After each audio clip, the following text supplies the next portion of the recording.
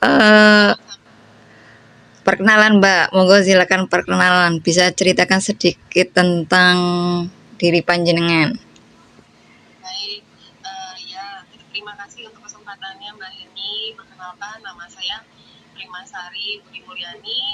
Sehari-hari saya biasa dipanggil dengan Prima atau Prima. Saat ini usia saya 41 tahun dan saya adalah lulusan dari Universitas Psikologi di Jakarta. Saya waktu itu kuliah masuk angkatan tahun 2001 dan saat ini saya sudah lulus dan sudah bekerja di sebuah perusahaan transportasi logistik dan supply chain di daerah Bekasi. Posisi saya sebagai Human Resource Business Partner atau HRBP. Kurang lebih saya bekerja di perusahaan ini sekitar tahun ini masuk ke tahun ke-6 dan sebelumnya saya juga sudah ada beberapa pengalaman pekerjaan di area HR atau di area HRD. Kurang lebih mungkin total pengalaman sejak saya lulus kuliah sampai sekarang kurang lebih sekitar 17 tahun. Wow, Jadi itu dulu. Saya juga seorang ibu dari 3 orang anak. hebat. Kita lanjut ya. Ya, silakan Mbak. Mengapa jenengan memilih untuk kuliah di psikologi? Ya, karena waktu itu sebenarnya memang saya ada beberapa pilihan Mbak, minat gitu ya waktu di SMA tuh sempat tertarik untuk masuk jadi desain interior, pernah juga punya cita-cita jadi dokter, tapi semakin semakin mendekati lulus SMA kelihatannya sudah semakin jelas, sudah semakin terpetakan gitu, dan akhirnya diskusi ngobrol dengan beberapa orang teman, beberapa orang saudara itu ternyata kalau dilihat-lihat, didengar, dipelajari jurusan psikologi sih lumayan menarik karena mempelajari karakter manusia ya. Jadi mempelajari sesuatu yang pasti akan berkaitan dengan diri kita sendiri lah gitu. Jadi yang menarik itu sih sebenarnya. Dan waktu itu setelah dijalani ternyata memang saya nggak nyesal sama sekali sih. Menarik banget karena belajar bagaimana seorang manusia itu bisa merespon terhadap situasi yang ada di luar dan apa yang terjadi di dalam pikirannya manusia gitu ya, bagaimana dia merespon terhadap sesuatu, itu sih yang menarik. Terus selanjutnya, tantangan yang terbesar yang jenengan alami selama kuliah mengambil psikologi ini. Waduh, sebenarnya kalau ini sih bukan tantangan karena psikologinya, tapi lebih kepada tantangan untuk mengalahkan rasa malas diri sendiri gitu ya. Karena sejujurnya saya kan masuk kuliah itu 2001, tapi baru lulus itu kurang lebih sekitar 2007. Jadi memang kuliahnya lumayan lama, dan memang sejujurnya waktu itu memang sempat agak stuck gitu ya pada saat pengerjaan skripsi, terus agak melambat. Padahal waktu itu udah di fase akhir, sampai akhirnya dijeda untuk kerja dulu gitu. Nah ternyata akhirnya karena kelamaan terus mulai di ultimatum sama kampus kalau memang ini nggak diselesaikan juga skripsinya akan di DO akan di DO gitu. Nah itu mulai deh buru-buru diselesaikan gitu, ngejar skripsi dan ngejar wisuda. Alhamdulillahnya lulus. Tapi kalau ditanya balik lagi apakah menarik, menarik banget, senang banget waktu belajar psikologi. Tapi tantangannya apa ya, itu tantangannya mengalahkan rasa malas diri sendiri untuk menyelesaikan skripsi. Betul sekali itu.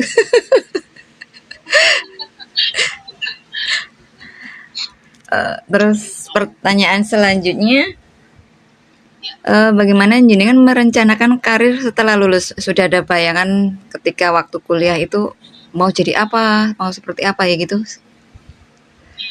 Sebenarnya sih waktu itu waktu baru-baru lulus kuliah masih lumayan idealis lah ya, masih punya cita-cita yang tinggi gitu. Wah nanti pengen lanjut jadi psikolognya juga pengennya yang klinis gitu kan, kayaknya bukan sesuatu yang umum dan bukan jurusan yang populer lah, bukan jurusan yang apa kayaknya rada rada menantang gitu ketimbang kalau misalkan psikologi anak atau psikolog konsultan konsultan untuk keluarga gitu. Jadi rasanya aku tuh kayaknya seru deh kalau belajar klinis. Cuman ternyata setelah selesai kuliah itu aja kan menyelesaikan kuliahnya lumayan lumayan menantang untuk melawan diri sendirinya gitu ya. Jadi akhirnya begitu lulus ya deh kerja dulu karena ngerasa udah terlambat, teman-teman udah kerja kemana tahu gitu, aku kayaknya baru nyelesain skripsi, baru nyelesain kuliah, jadi rasanya kayak ketinggalan gitu.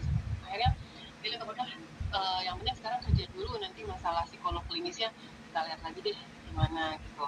Nah jadi akhirnya karena teman-teman yang lain udah kerja, jadi akhirnya lihat gitu referensi dari teman-teman, mereka setelah lulus kerjanya apa sih, ada yang ada yang jadi staf HRD, ada yang join ke konsultan psikologi, ada yang join ini. Ya udah akhirnya aku cobain semua, pertama-tama aku jadi tester gitu, kayak anak magang lah, disuruh untuk menjalankan tes psikologi bagi calon karyawan sebuah perusahaan. Jadi konsultan ini memberikan jasa untuk tes psikologi bagi beberapa perusahaan. Nah, aku di situ jadi itu tester mbak, jadi yang bagiin kertas, yang scoring, yang meriksa jawaban, terus hasil psikotesnya seperti apa.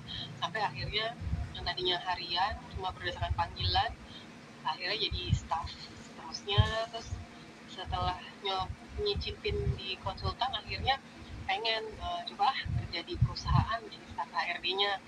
Kemarin-kemarin kan biasanya melayani klien perusahaan, sekarang aku yang jadi karyawan perusahaannya pakai jasa konsultan psikologi, udah nyicipin kesampaian juga sampai akhirnya sekarang di perusahaan itu sih. Jadi lebih ke referensi melihat teman-teman karir path-nya seperti apa sih jalurnya. Itu berarti seperti langkah-langkah konkret yang jenengan ambil untuk mencapai tujuan ya. Ya tapi waktu itu sebenarnya sejujurnya tujuannya memang kurang jelas karena karena kan cita-cita awalnya pengen berkarir sebagai psikolog klinis, tapi Heeh. akhirnya ikut-ikutan teman, kayaknya kerja seru juga sih ya di perusahaan jadi HRD. Karena kan kalau kuliah S2 tuh rasanya butuh harus tahu banget nantinya tuh mau ngapain dan mau gimana, karena itu kan bagaimanapun juga aku ngerasa kayak investasi uang dan investasi waktu juga investasi tenaga. Jadi kalau akhirnya cuma iseng-isengnya nyoba kuliah S2 psikologi klinis tapi nggak tahu tujuan pasti akhirnya mau gimana, rasanya kok waktu itu rada-rada sayang. Terus ditambah lagi juga ibu kan waktu itu udah mulai mendekati pensiun, jadi dia dengan kayaknya kuliah mahal banget ya S2, udah nanti aja deh, sekarang kerja dulu. Udah akhirnya keterusan deh sampai sekarang belum dilanjutin lagi. Jadi kalau ini Terus kayaknya kurang kurang bagus ya narasumbernya. berarti eh, apa ya, langkah-langkah yang konkret yang jenengan ambil untuk mencapai tujuan yang berarti ini belum tercapai ya istilahnya, untuk jenengan kan pengen ke psikologi psikologi klinis. Nah ini kan belum tercapai ya, berarti langkah-langkahnya konkret itu sementara belum ya. Kalau ditanya saat ini sih akhirnya aku berubah haluan sih mbak, jadi udahlah aku lupain aja planning untuk psikolog klinisnya. Sekarang aku planning barunya adalah pengen fokus jadi HRBP, jadi lebih ke HR generalis. Nah kalau dengan rencana baru ini, langkah-langkah konkretnya aku mencoba beberapa pengalaman di beberapa perusahaan yang berbeda, beberapa industri yang berbeda. Terus waktu itu aku coba apply untuk HR itu ada beberapa spektrum gitu biasanya. Kalau di perusahaan kan ada yang ngurusin trainingnya, ada yang ngurusin rekrutmennya, ada yang ngurusin employee RIR gitu. Jadi akhirnya aku nyicipin satu-satu, aku coba dulu deh jadi learning and development. Selesai di situ terus aku coba ngelamar lagi, cari yang posisinya ngerjain rekrutmen. Terus habis itu aku ngelamar lagi, ternyata posisinya generalis HRBP, jadi handle ya rekrutmen iya, ya learning development iya, ya talent organization development iya, talent management iya. Itu di perusahaanku yang kemarin, yang sebelum yang ini. karena ini aku kemarin jadi HRBP itu pertama kalinya aku nyicipin jadi HR generalis. Terus sampai akhirnya aku pindah dari perusahaan kemarin, aku sekarang udah mantep, udah fokus, aku pengen jadi itu aja HRBP di HR generalis. Jadi apa ya aku belajar dari atasanku yang pernah kerja bareng sama aku. Wow banget. Mencoba banyak pekerjaan. Ya waktu itu masih muda ya, jadi kayaknya apa Energinya masih. tahun ya energinya kan masih banyak, terus isi kepalanya juga kan belum kayak blender gitu kan, belum macem-macem di dalam kepalanya, jadi masih ya cuma mikirin ini, mikirin apa sih paling kalau masih single biasanya kan ya ya jadi nyobain ini ya nyobain itu, kerja di sini setahun lebih nih, pindah dari setahun lebih dikit pindah nyobain yang lain gitu. Tapi pas udah mulai menikah di perusahaan yang kemarin tuh yang sebelum ini, itu aku sampai 7 tahun di situ, itu paling lama sih. Sebelumnya aku cuma setahun lebih 3 bulan, setahun lebih 6 bulan. Itu yang kemarin tuh yang paling lama 7 tahun. Udah mulai diem aja di situ, udah anteng dah. Ada yang bilang,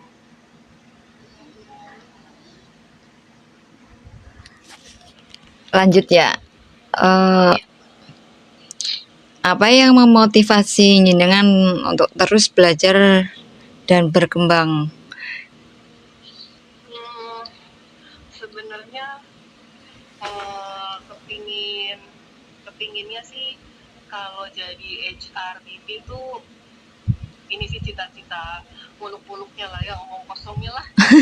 Dia kepengennya sih cita-citanya tuh kalau misalkan aku ya kayak inilah mbak, kayak kalau kita servis handphone atau servis TV atau apapun gitu ya, kita tahu lah kalau kita pergi ke tukang servisnya yang itu tuh dia jago tuh, kalau dikasih TV rusak apa aja pasti sama dia bisa jadi benar gitu. Nah aku juga kepengennya kayak gitu, jadi pengennya kumpulin ilmunya, jadi kalau misalkan nanti aku disodorin isu atau masalah apa gitu di pekerjaan, ya aku adalah seorang HRBP yang capable gitu, yang apa ya bisa menangani apa masalah atau isu apapun yang dikasih sama perusahaan gitu ya, misalkan ada isu ini nih gitu, coba pikirin gimana gitu. Jadi ya pengen belajar dari banyak atasan, pengen belajar dari banyak rekan-rekan yang lain.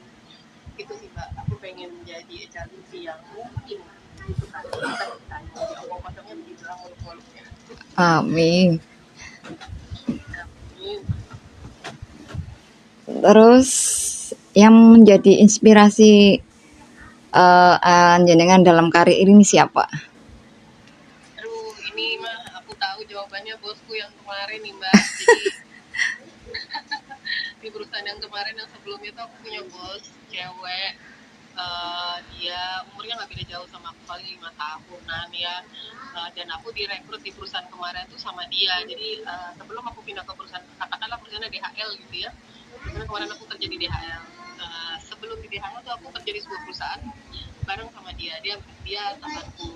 Nah, ketika dia direkrut sama DHL, dia pindah, dia ngajak aku. Jadi aku kerja bareng sama dia di DHL 7 tahun, plus juga di perusahaan yang sebelumnya udah mungkin 2 tahunan kali. Jadi total aku tuh sekitar 9 tahunan lah kerja bareng sama dia. Itu memang dia sangat menginspirasi karena beda umurnya nggak terlalu jauh, paling cuma 5 tahun. Jadi rasanya kayak nggak cuma bos tapi juga rasanya kayak kakak gitu. Jadi dia adalah wanita yang hebat menurutku.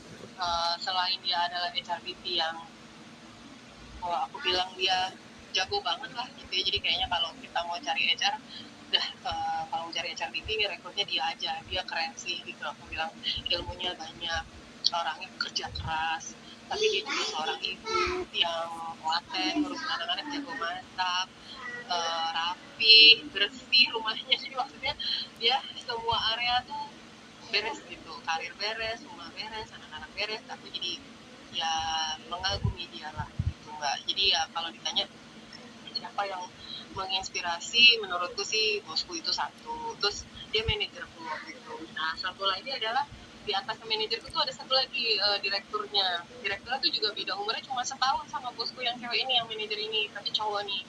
Dan dia apa tipenya pembawaannya tuh yang aduh kalau ngeliat orangnya mah nggak nyangka gitu ya kalau dia direktur. Maksudnya ya konyol ya bercanda melulu ya ya suka ketawa tapi pinternya luar biasa. Terus menangani masalah tuh sangat detail, analisanya bagus, kuat. Jadi mengambil keputusan tuh oke, dan leadershipnya juga menyenangkan lah gitu ya. Punya pemimpin kayak mereka berdua tuh, punya manajer tuh yang nggak cuma bos tapi juga sekaligus mentor, sekaligus kakak. Itu sih Mbak. Hebat ya, dikelilingi orang-orang hebat. Semangat, semangat. Nyaman sih, jadi ya aku seneng sih kerja bareng sama mereka sih. Ya dibimbing iya, maksudnya mereka juga nggak melulu ngomongin kerjaan gitu, kayak modelnya kalau misalkan aku sakit tuh ditanya Bima sakit apa gitu, nggak dikejar-kejar kerjaan doang gitu ya, Bima sakit apa. Terus kalau misalkan anakku ulang tahun dibeliin kado. Terus kalau misalnya kita lagi pergi jalan makan siang bareng, terus dia lihat ada baju anak kecil, dia Bima aku beliin ya buat anak kamu ya, kan dia ini kan sekarang beres gini kan gitu, bikin. Terus misalkan dia lihat hal-hal yang kecil lah sepele simpel gitu, kayak misalkan kerudungku nggak matching sama baju, dia bilang kayaknya kerudungnya nggak matching terus jangan pakai kombinasi ini lagi ya, nggak matching kurang bagus gitu. Itu juga kayak perhatian gitu loh Mbak, yang hal-hal kecil kayak aku beliin kamu ini body lotion, suka mau nggak, terus aku punya make up buat kamu mau nggak gitu. Dia beliin aku eyeshadow, makanya dia lagi jalan terus apa ya, dia lihat eyeshadow atau apa, dia inget aku gitu, dia beliin. Karena aku kemarin jalan, aku inget nih aku beliin kamu, mau nggak, suka nggak pakai sama baunya enak nggak. Suka masakin Mbak, jadi dia tuh kalau pagi tuh berangkat ke kantor kan bawa bekal gitu ya. Dia nawarin, aku tadi pagi-pagi masak ini, duaan yuk makan yuk bareng sarapan. Jadi ya ya kita sedekat itu sih Mbak, menyenangkan lah, nyaman lah kerja bareng sama bos kayak gitu. Iya, betul sekali tuh. Dari ceritanya aja sudah nyaman, apalagi merasakan.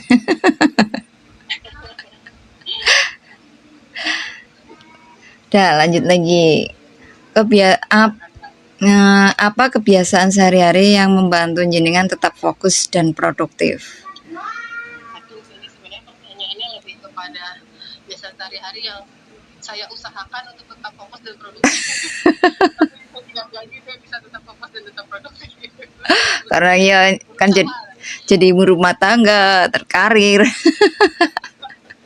Ya, yang diusahakan itu sebenarnya gini sih Mbak. Ini menarik pertanyaannya karena belakangan ini, mungkin setahun belakangan inilah aku mulai merhatiin hal-hal kayak kesehatan mental, terus kayak apa, bicara tentang disiplin, bicara tentang fokus, bicara apa lagi. Jadi aku sering belakangan tuh sering scroll Instagram, dengerin apa motivator apa ya. Jadi aku belajar dari mungkin setahun belakangan ini lah ya.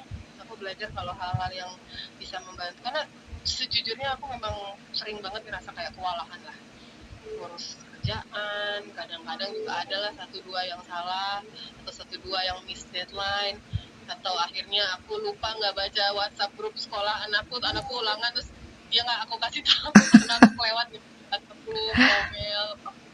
Itu tuh yang lumayan lah bikin drop, bikin down kadang-kadang gitu ya.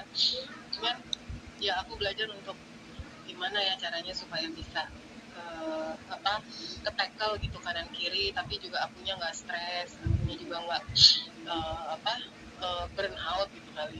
Jadi aku mempelajari kalau beberapa hal kayak journaling gitu Mbak, kayak kita nulis buku harian, sekedar mengeluarkan aja isi kepala yang aut-autan kayak blender itu tadi yang membuat jadi satu muter gitu kan, besok masak apa, terus habis itu anak-anak ada ulangan apa, ada report deadline yang belum disubmit, oh belum beli ini belum beli itu, kamar bocor apa segala macam itu kan. Nah ini pasti ngerasain juga lah Betul.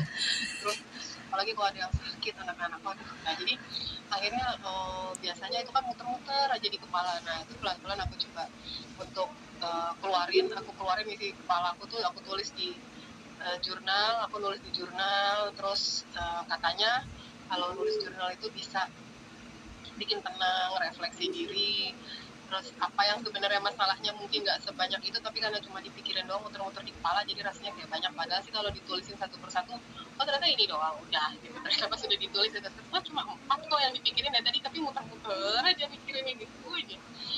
Itu satu. Terus aku berusaha olahraga, mulai dirutinin olahraga, karena katanya kalau olahraga itu bisa bikin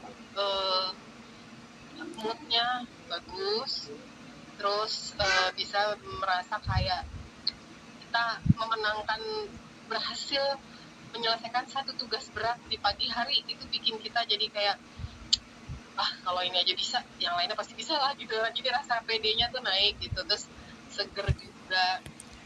Satu, dua itu olahraga. Sama yang ketiga, aku coba berusaha untuk mengaudit ini Mbak, hari-hari aku.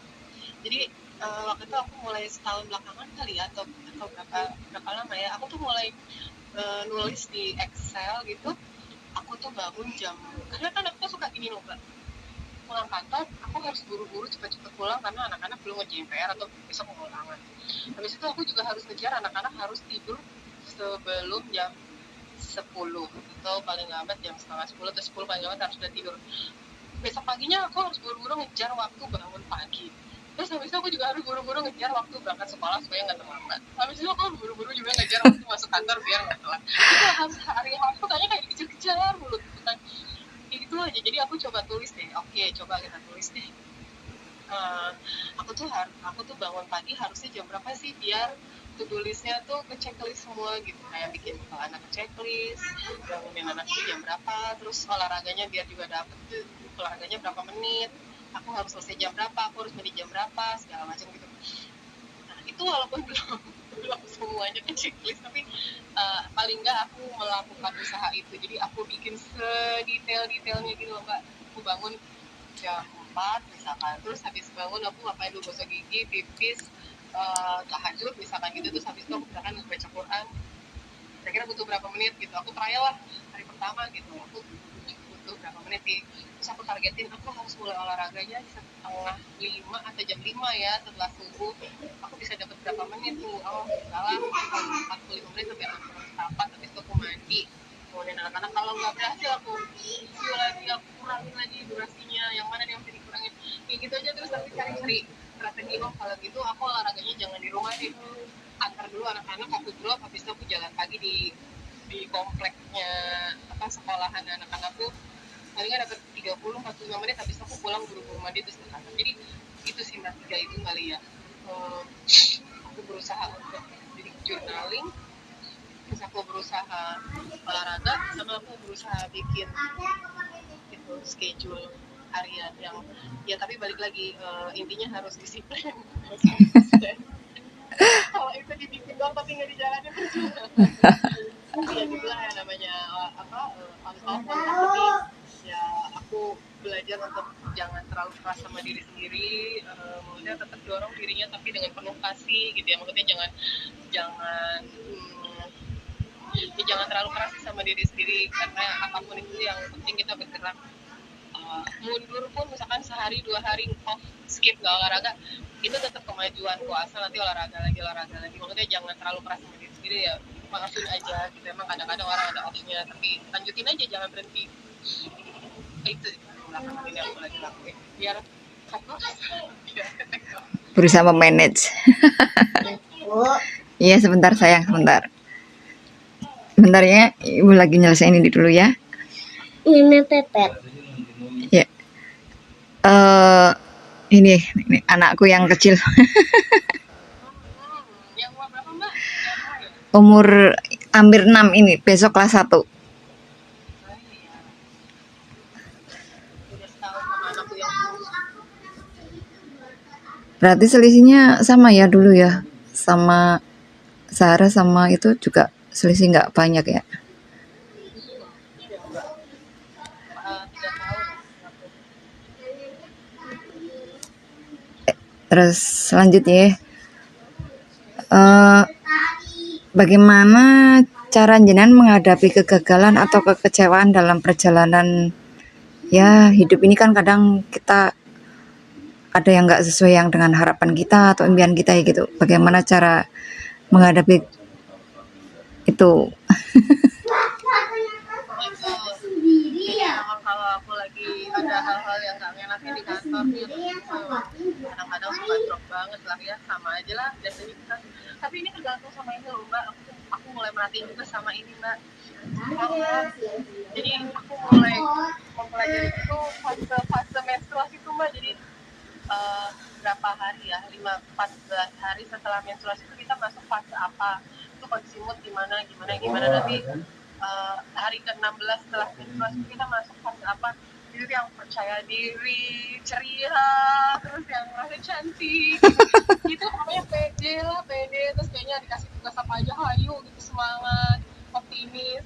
Nanti habis itu masuk lagi ke fase apa. Jadi aku mulai mempelajari itu sih. Jadi hubungannya sama pertanyaan ini, menghadapi kegagalan atau kekecewaan, kadang-kadang aku tuh suka ini mbak, suka sedih banget gitu ya, tapi aku akhirnya sekarang jadi ngecek lagi, tunggu deh, aku kemarin terakhir menstruasi tanggal berapa ya, oh ya ini lagi di fase namanya, ada fase luteal, ada fase apa gitu, oh iya ya ini sebenarnya bukan akunya yang gagal sih, tapi ini karena pengaruh hormonku aja gitu. Jadi aku suka menguatkan diriku sendiri gitu, enggak lah, aku nggak gagal, aku nggak ini cuma memang ada salah satu hal yang aku miss atau apa gitu, tapi ini bisa kok diperbaiki. Dan kalau aku sekarang lagi sedih banget, lagi down banget, ini bukan karena aku orang yang cengeng, tapi ini karena fase hormonku aja yang mempengaruhi kondisi emosiku gitu. Dan itu tadi balik lagi ke journaling, aku nulis gitu ya, kadang-kadang kalau pas lagi sedih banget nulis, nanti udah masuk ke fase hormon yang lain yang lagi percaya diri, baca itu yang lebay banget sih apa sih gitu, kok melo banget ya, karena suka malu sendiri gitu. Lanjut Mbak, Iya, apa? lebih ke itu sih ya, berusaha untuk udah nggak usah terlalu membesar-besarkan masalah. Ya salah, kadang memang ada missnya manusia, ada salahnya, ada lupanya, tapi percuma kalau berlama-lama bersedih. Jadi aku berusaha udah kumpulin aja energinya buat memperbaiki dan buat yang berikutnya aja, yang ini gak usah dipikirin, udah yang penting ngaku aja salah ya pak, atau iya bu saya kemarin yang salah, maaf ya.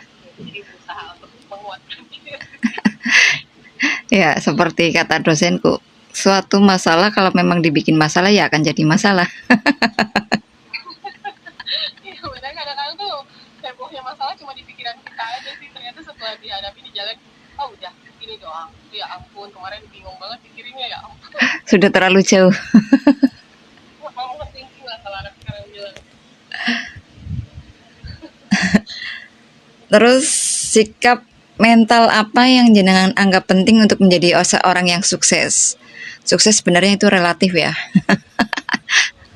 Iya benar mbak, aku tuh bilang ya itu tadi yang aku ceritain, aku lagi berusaha belajar ini dari motivator atau dari mana gitu ya.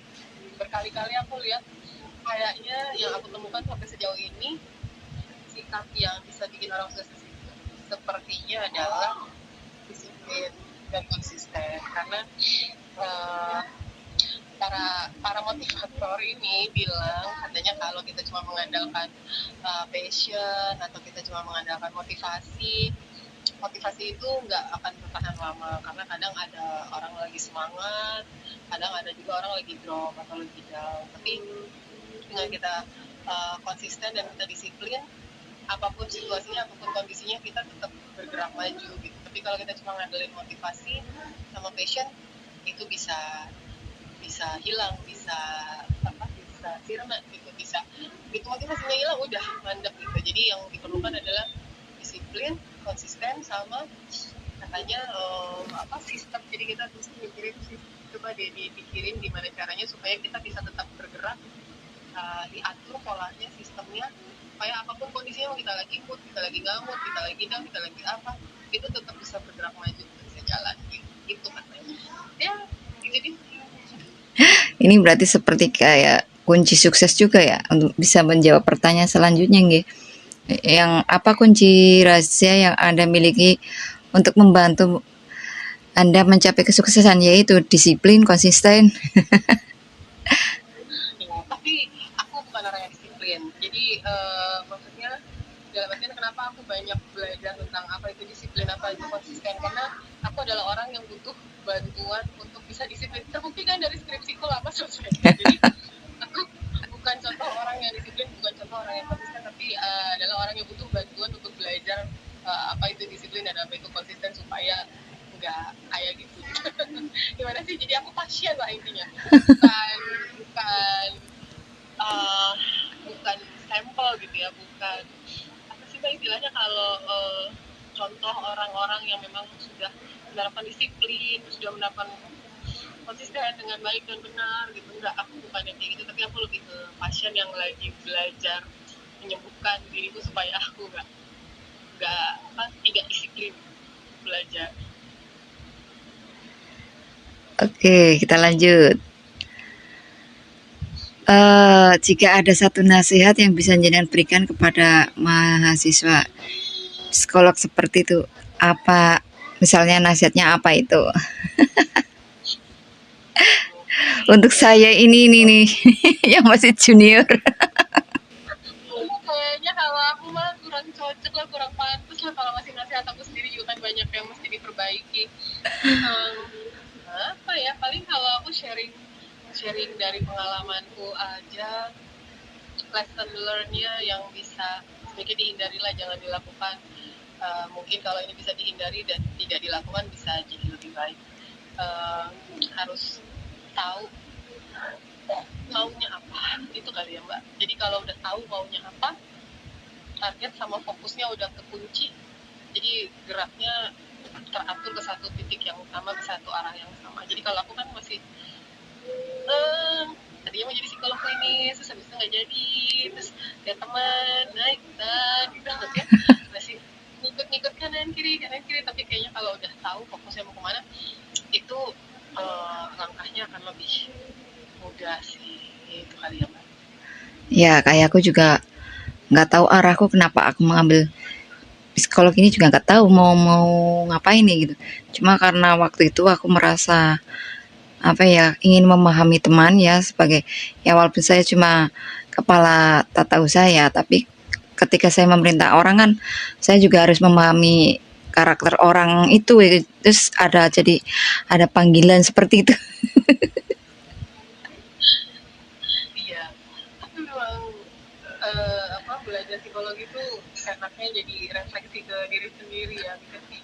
Emang orang kayak gitu ya, aku tuh masuk kategori yang mana ya, aku masuk golongan yang mana ya, kan ada tipe ada sanguinis, ada melankolis, ada picky, yang mana ya. Oh jadi ketika orang melakukan sesuatu, mengambil suatu tindakan tuh pasti ada sesuatu alasan yang mendorong dia, bisa jadi pola asuhnya dari kecil, bisa jadi trauma atau apa segala macam.